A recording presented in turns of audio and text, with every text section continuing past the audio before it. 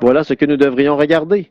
Mais aujourd'hui, il crucifie de nouveau le Fils de Dieu. Quand un homme a la capacité que, par la grâce de Dieu, il a été appelé de Dieu, de laisser Dieu se refléter en lui, vous ferez vous aussi les œuvres que je fais, a-t-il dit. Remarquez, quel jour que celui où nous vivons. Il considère ce même calvaire. Nous pouvons le faire ce matin et pour le même motif. Or, il savait que c'était la vérité. Mais à cause de la jalousie, des préjugés, qu'est-ce que Jésus leur a dit? Si je chasse les démons par le doigt de Dieu, alors vous, par qui les chassez-vous? Qu'ils soient eux-mêmes vos juges, voyez-vous, si c'est par le doigt de Dieu que je chasse les démons. Maintenant, comme vous les avez entendus dire, pouvez-vous prouver que c'est le doigt de Dieu? J'aurais aimé les entendre lui poser cette question-là. Ils étaient trop futés pour ça.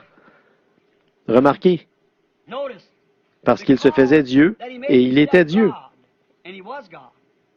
Et nous ne voulons pas qu'il règne sur nous. Mais maintenant, voilà que le même vieux cri se fait entendre. Cette Bible a été écrite par des hommes, qu'ils disent. Nous ne sommes pas obligés d'aligner notre vie là-dessus. Ça, c'est celle de Dieu. Ça, c'est la parole de Dieu. C'est Dieu lui-même. Hier, je parlais à un homme qui disait, eh bien, c'est peut-être un homme qui a écrit la Bible. J'ai dit, oui, c'est ça. Son nom, nous savons que c'est Dieu. Elles ont été écrites dans un intervalle de 4000 ans. Presque. Les Écritures l'ont été. À partir de l'époque reculée de Job jusqu'à celle du Nouveau Testament.